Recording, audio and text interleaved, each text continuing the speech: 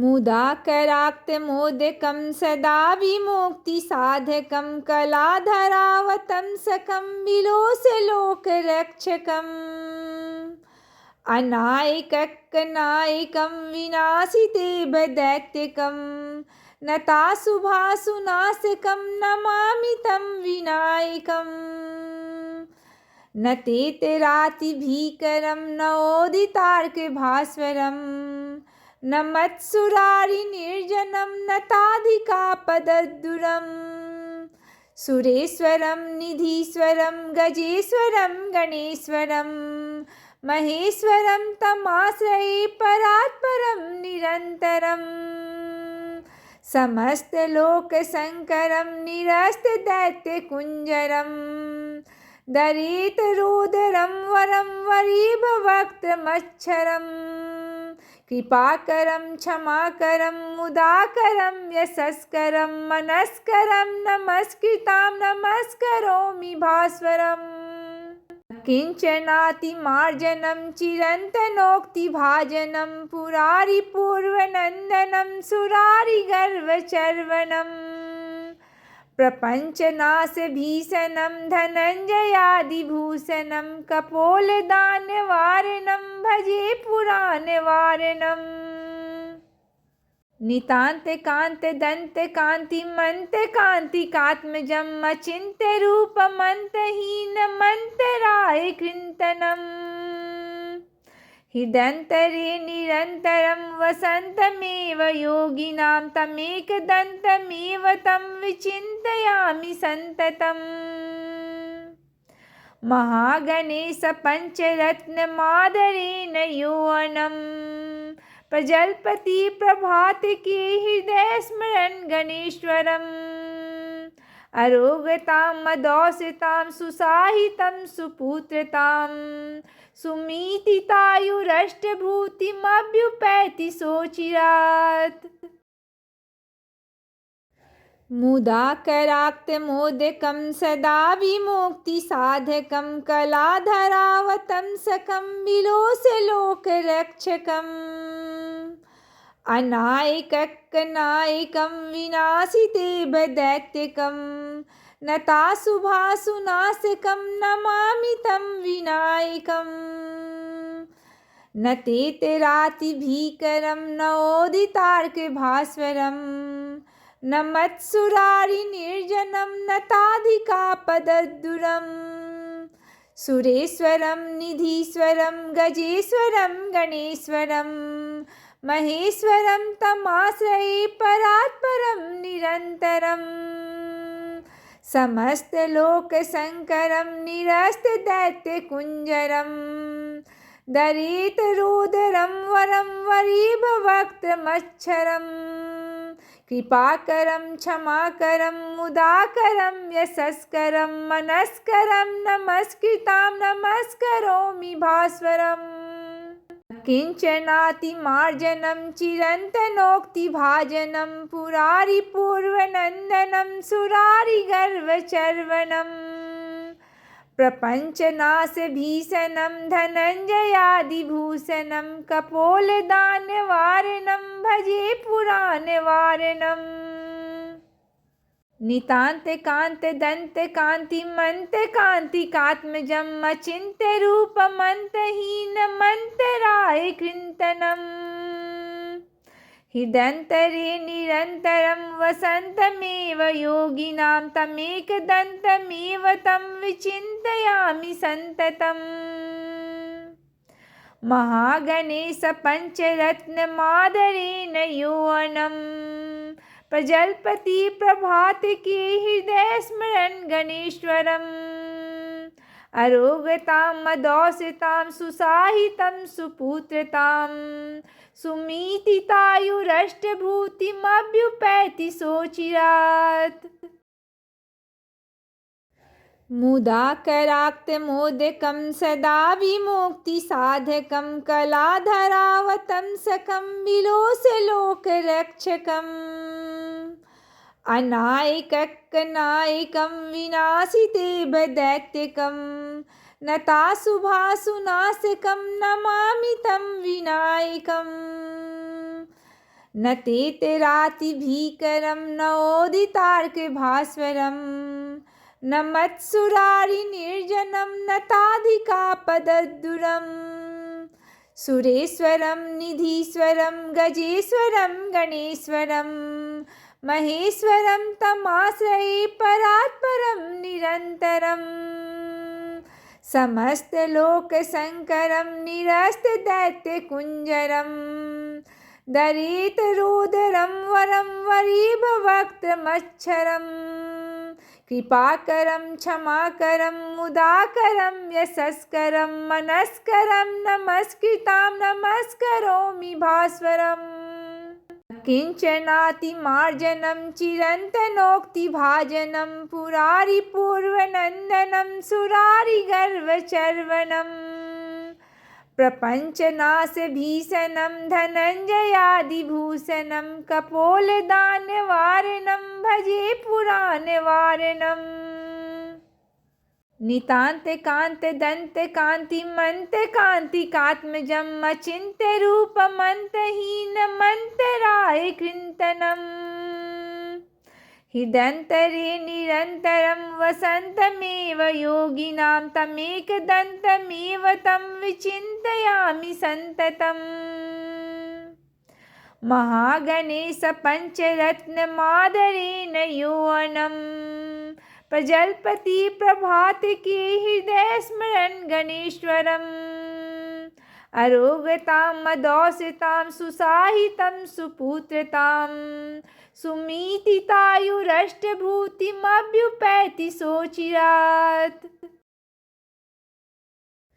मुदाकराक्तमोदकं सदा विमुक्तिसाधकं कलाधरावतंसकं विलोसलोकरक्षकम्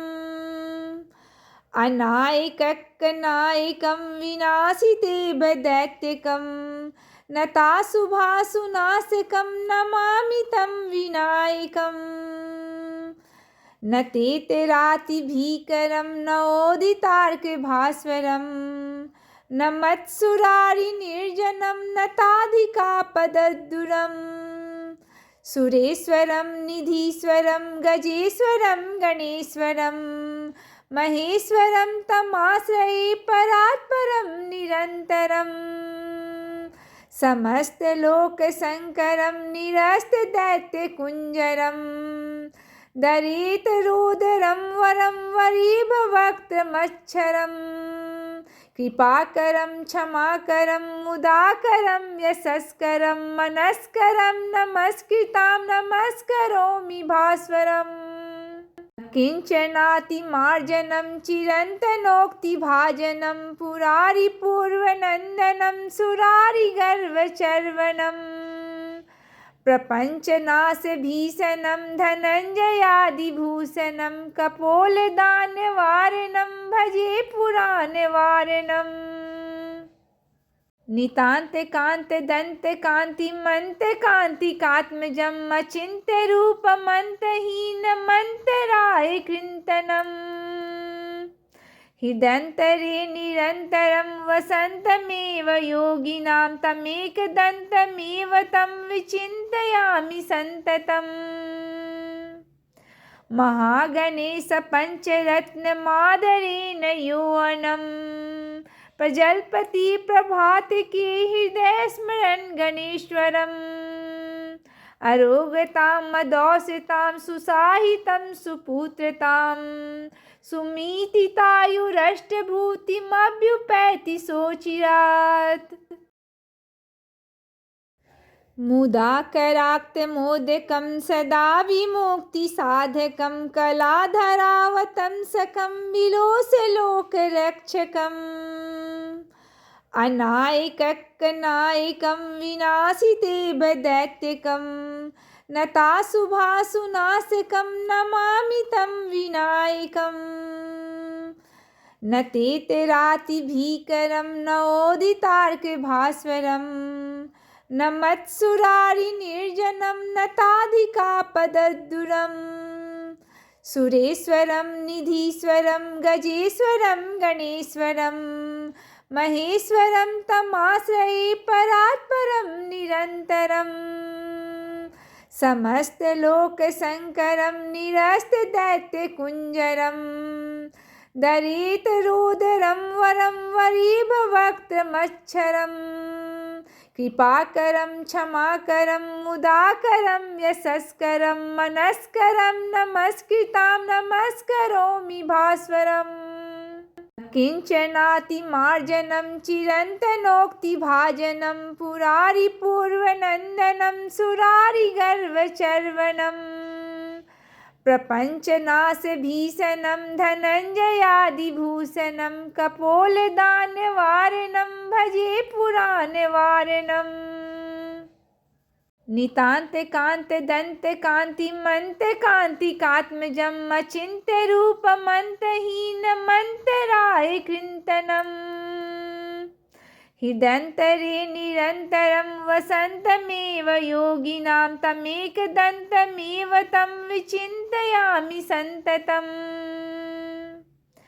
महागणेशपञ्चरत्नमादरेण योऽनं प्रजल्पति प्रभातके हृदय स्मरन् गणेश्वरम् अरोगतां मदौषतां सुसाहितं सुपुत्रतां सुमीतितायुरष्टभूतिमभ्युपैति सोचिरात् मुदाकराक्तमोदकं सदा विमुक्तिसाधकं कलाधरावतंसकं विलोसलोकरक्षकम् अनायकनायकं विनाशितेभदैत्यकं नताशुभाशुनाशकं नमामि तं विनायकम् न तेतरातिभीकरं न ओदितार्कभास्वरम् न मत्सुरारिनिर्जनं न ताधिकापदद्दुरम् सुरेश्वरं निधीश्वरं गजेश्वरं गणेश्वरं महेश्वरं तमाश्रये परात्परं निरन्तरम् समस्तलोकशङ्करं निरस्तदैत्यकुञ्जरं दरितरोदरं वरं वरीभवक्त्रमच्छरं कृपाकरं क्षमाकरं मुदाकरं यशस्करं मनस्करं नमस्कृतां नमस्करोमि भास्वरम् किञ्चनातिमार्जनं चिरन्तनोक्तिभाजनं पुरारिपूर्वनन्दनं सुरारिगर्वचर्वणम्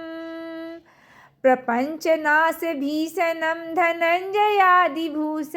कपोलदानवारणं भजे पुराणवारणम् नितान्तकान्तदन्तकान्तिमन्तकान्तिकात्मजम् अचिन्त्यरूपमन्तहीनमन्तराय कृन्तनम् हृदन्तरे निरन्तरं वसन्तमेव योगिनां तमेकदन्तमेव तं विचिन्तयामि सन्ततम् महागणेशपञ्चरत्नमादरेण योऽनं प्रजल्पति प्रभातके हृदय स्मरन् गणेश्वरम् अरोगतां मदौषतां सुसाहितं सुपुत्रतां सुमीतितायुरष्टभूतिमभ्युपैति सोचिरात् मुदाकराक्तमोदकं सदा विमुक्तिसाधकं कलाधरावतंसकं विलोसलोकरक्षकम् अनायकनायकं विनाशितेभदैत्यकं नताशुभाशुनाशकं नमामि तं विनायकम्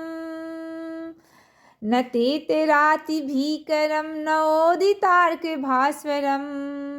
न मत्सुरारिनिर्जनं न ताधिकापदद्दुरम् सुरेश्वरं निधीश्वरं गजेश्वरं गणेश्वरं महेश्वरं तमाश्रये परात्परं निरन्तरम्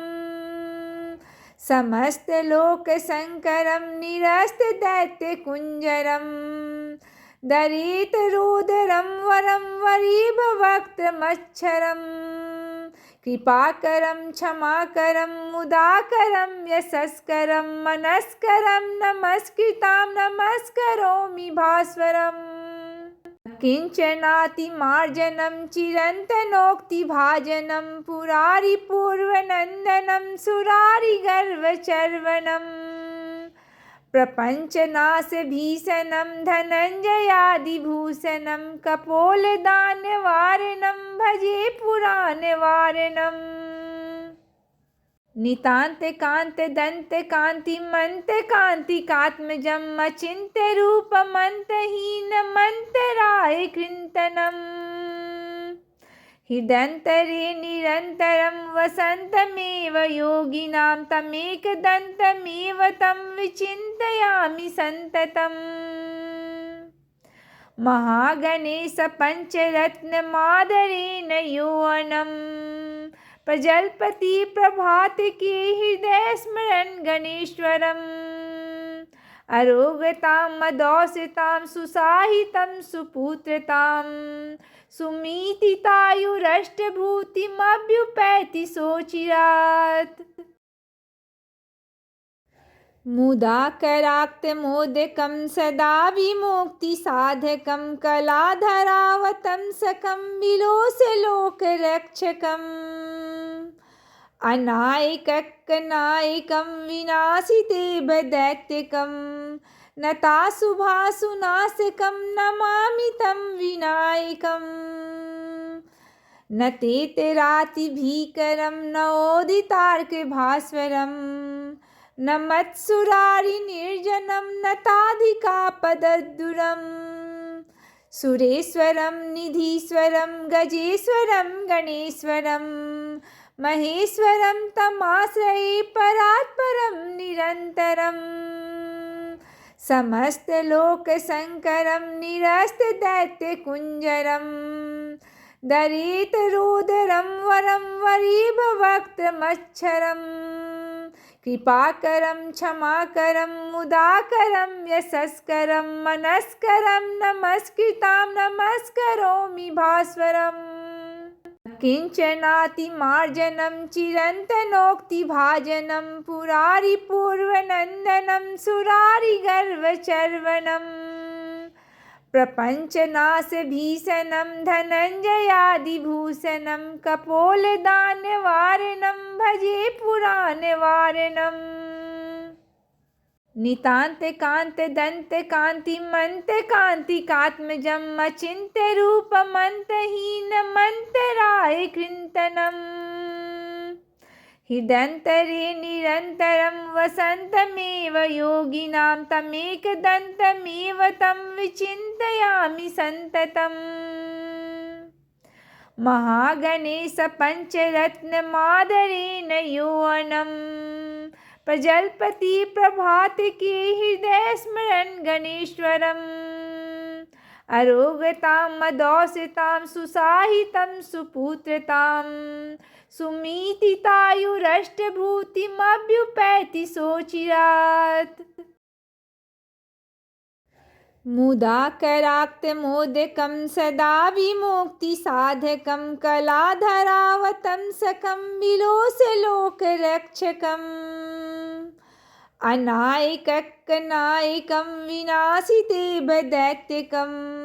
नताशुभाशुनाशकं नमामि तं विनायकम् न तेतरातिभीकरं न ओदितार्कभास्वरं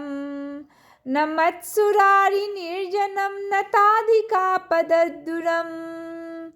सुरेश्वरं निधीश्वरं गजेश्वरं गणेश्वरं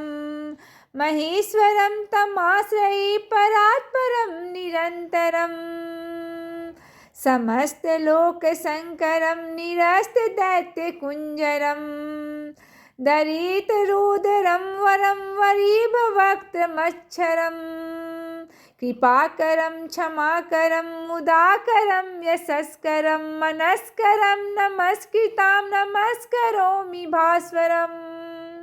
किञ्चनातिमार्जनं चिरन्तनोक्तिभाजनं पुरारिपूर्वनन्दनं सुरारिगर्वचर्वणम्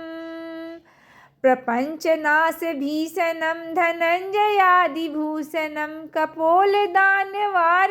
भजे पुराणवारणम् नितान्तकान्तदन्तकान्तिमन्तकान्तिकात्मजम् अचिन्त्यरूपमन्तहीनमन्तराय कृन्तनम्